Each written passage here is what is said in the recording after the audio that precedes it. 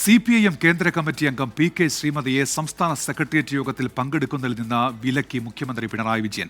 പ്രായപരിധിയിൽ ഇളവ് ലഭിച്ച കേന്ദ്ര കമ്മിറ്റി അംഗമായി തുടരുകയാണെങ്കിലും സംസ്ഥാനത്ത് ഇളവൊന്നും നൽകിയിട്ടില്ല എന്ന് ചൂണ്ടിക്കാണിച്ചാണ് പിണറായി വിജയൻ PK ശ്രീമതി വിലക്കിയത്.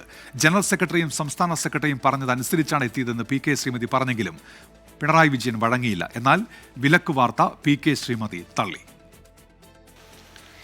ഈ മാസം 19 ചേർന്ന CPIM സംസ്ഥാന സെക്രട്ടേറിയറ്റിൽ പങ്കെടുക്കാനെത്തിയപ്പോഴാണ് കേന്ദ്ര കമ്മിറ്റി അംഗം PK ശ്രീമതിയെ മുഖ്യമന്ത്രി പിണറായി വിജയൻ വിലക്കിയത്.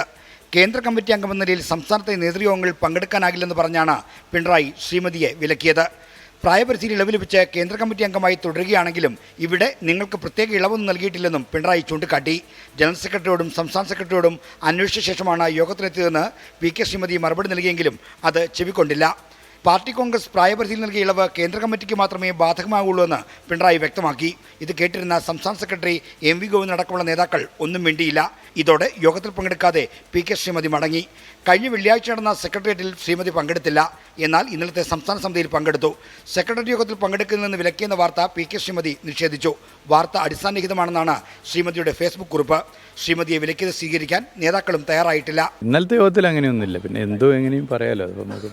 എനിക്ക് ഇത്തരം കാര്യങ്ങൾ അറിയില്ല. 75 വയസ്സ് പിന്നിട്ട PK ശ്രീമതി ജനാധിപത്യ മഹിളാ അസോസിയേഷന്റെ അഖിലേന്ത്യാ പ്രസിഡന്റ് എന്ന നിലയിലാണ് പ്രായപരിധിയിൽ ഇളവ് നേടിയത്. കേരളത്തിൽ നിന്ന് മുഖ്യമന്ത്രി പിണറായി വിജയന് മാത്രമാണ് പ്രായപരിധിയിൽ ഇളവ് നൽകാൻ ധാരണയുണ്ടായിരുന്നത്.